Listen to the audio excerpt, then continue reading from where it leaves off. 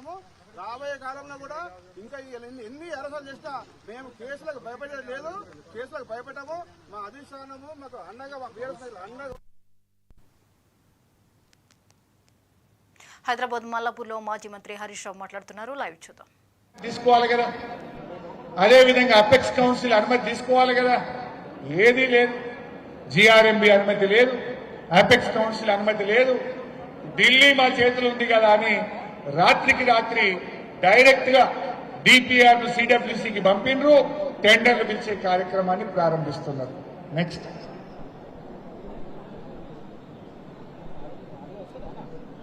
ఇదేంటి అసలు 200 టీఎంసీలను మీకు బుక్ ఇచ్చారు అందరికీ? రైట్, మళ్ళీ ఇంటికి పోయినాక చదవండి విని. 200 టీఎంసీలు హక్కుగా మార్చుకునే కుట్ర.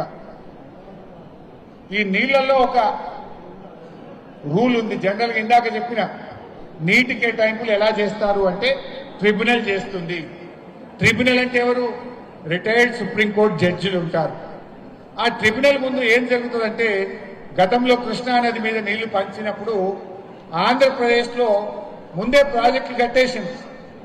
కట్టి ఏమంటారు, అరే మేము ఆల్రెడీ 1000 కోట్లు ఖర్చు పెట్టినాం, ప్రాజెక్టు కట్టినాం, దాని కింద ఆల్రెడీ ఇన్ని లక్షల ఎకరాలు పారుతుంది, మరి ఇప్పుడు నీళ్లు కేటాయించకపోతే ఎట్లా? మీరు 1000 కోట్ల పబ్లిక్ మనీ వేస్ట్ అవుతుంది కదా, ప్రజాధనం వృధా అవుతుంది కదా.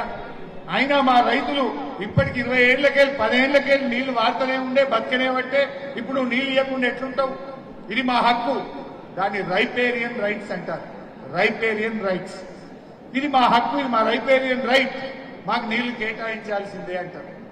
అప్పుడు ఏం చేసినాయి ట్రిబ్యునల్స్ గతంలో ఈ దేశంలో కానీ కృష్ణానది మీద కానీ? ఆల్రెడీ కట్టిండ్రు, 20 ఏళ్లకెళ్ళి వాడుకుంటున్నారు, 10 ఏళ్లకెళ్ళి. మరిగా దానికి ఇప్పుడు నీళ్లు ఇవ్వకపోతే అది వేస్ట్ అవుతుంది కదా, నేషనల్ మనీ కదా, నేషనల్ వేస్ట్ కదా అని నీళ్లు కేటాయిస్తుంటారు. ఇప్పుడు అదే కుట్ర ఆంధ్రప్రదేశ్ చేస్తున్నది గోదావరిలో. కృష్ణలో చేసింది ఆ పని వెంకట, ఇప్పుడు గోదావరిలో కూడా ఏంది ఇస్తుంటారు. ఇప్పుడు అదే కుట్ర ఆంధ్రప్రదేశ్ చేస్తున్నది గోదావరిలో. కృష్ణలో చేసింది ఆ పని వెంకట, ఇప్పుడు గోదావరిలో కూడా ఏంది బనకచెర్ల కట్టేసి నీళ్లు వాడుకొని రేపు ట్రిబ్యునల్ వస్తుంది మళ్ళీ గోదావరి మీద. ట్రిబ్యునల్ వేయమని ఆల్రెడీ లెటర్ ఇచ్చిండు వాళ్ళు. రేపు ట్రిబ్యునల్ వస్తే ఏమంటారు, అరే గోదావరి బనకచెర్ల ఆల్రెడీ 80,000 కోట్లతో కట్టినాం, దాని కింద 14 లక్షల ఎకరాలు పారుతూనే ఉన్నది, ఇప్పుడు నీళ్లు ఇవ్వాల్సిందే అని చెప్పి రేపు హక్కు ఉన్నా లేకున్నా రైపేరియన్ రైట్స్ కింద రైట్స్ ఎస్టాబ్లిష్ చేసుకొని నీళ్లు పొందడానికి ఒక పథకం ప్రకారంగా ఆంధ్రప్రదేశ్ చేస్తున్న ప్రయత్నం. If we allow them, if they are going to construct the project, tomorrow they will claim riparian rights. అందువల్ల వాళ్ళను మనం ఆపాల్సినటువంటి బాధ్యత ఉంది. అంటే 3-4 రకాల దెబ్బలు తగులుతాయి మనకు. ఇది ఒకటి, రైపేరియన్ రైట్స్ కింద అదనపు జలాలను గోదావరి నదిలో పొందడానికి వాళ్ళు నీటి కేటాయింపు లేకపోయినా అక్రమంగా కట్టి రేపు నీళ్లు పొందడం కోసం వాళ్ళు చేస్తున్నటువంటి ప్రయత్నం. నెక్స్ట్, ఇది ఇంకొక ఇంపార్టెంట్ పాయింట్. యాక్చువల్గా గోదావరి నదిలో 1400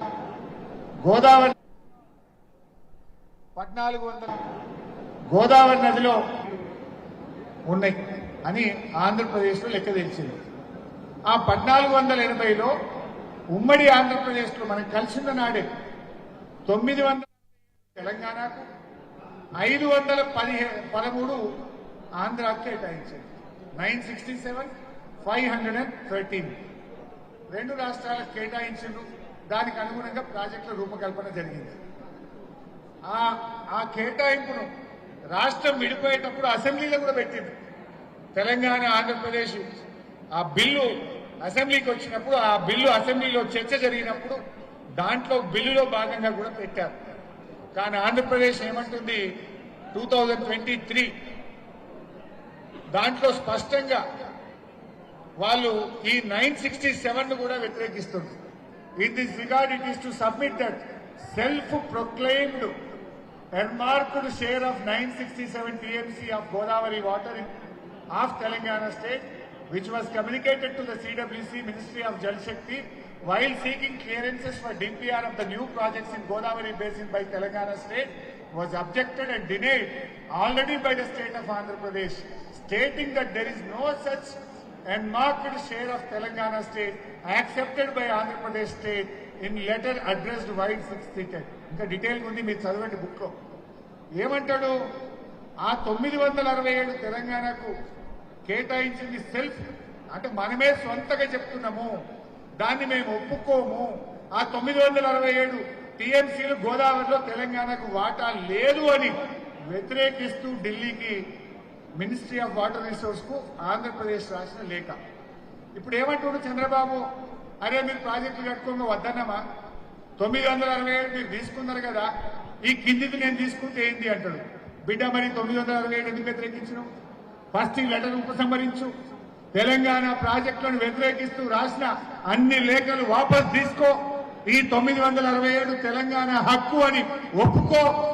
ఇది ఒప్పుకోడట, మన ప్రాజెక్టులు అడ్డుకుంటాడట, మళ్ళా కొత్తగా గోదావరి బంకచర్లని నీళ్లు ఎత్తుకపోతాడట. ఇది ఎట్లా కరెక్ట్ అవుతుంది? వరద జలాలు అంటున్నావు, అసలు వరద ఎంతున్నది? ఆ వరదల నీళ్ళెక్కేంత మా లెక్కేంతనో తేలాలన్నా వద్దా? అది తేలకుండానే నీళ్లు తీసుకుపోతా అంటున్నాడు. ఒకవైపు 967ను వ్యతిరేకిస్తాడు, కాళేశ్వరంను వ్యతిరేకిస్తాడు, భక్త రామదాసును వ్యతిరేకిస్తాడు, సీతారామ ప్రాజెక్టుకు అనుమతులు రానియడు. ఇంకొక వైపు నేను కొత్త ప్రాజెక్టు కడతా అంటే అదే గోదావరి నది మీద నీళ్లు ఉన్నాయంటావు, సముద్రంలో కలుస్తాయంటావు. ఆ గోదావరి మీద కట్టున్న సీతారామను ఎందుకు వ్యతిరేకించినవు? కాళేశ్వరంను ఎందుకు వ్యతిరేకించినవు? మా 967 టీఎంసీలను ఎందుకు వ్యతిరేకించినవు? నీళ్లు నిండుగా ఉంటే, నీళ్లు సముద్రంలో కలిసేది నిజమైతే తెలంగాణ రాష్ట్రం గోదావరి మీద కట్టిన ప్రాజెక్టులను ఎందుకు వ్యతిరేకించినవో ఇలా సమాధానం చెప్పాలి ఆంధ్రప్రదేశ్. చెప్తుందా? అంటే ఒకవైపేమో మనని అడ్డుకుంటారు, ఇంకొక వైపు కొత్తది కడతా అంటారు. పోనీ 967 ఎక్కడిది? ఉమ్మడి ఆంధ్రప్రదేశ్ లో కలిసి ఉన్న నాడే ఆ రోజు కేటాయించిన నీళ్లు, దాన్ని కూడా నేను ఒప్పుకోను, దాన్ని కూడా నేను అడ్డుకుంటా అంటే మనం మాత్రం బంకచెల్లను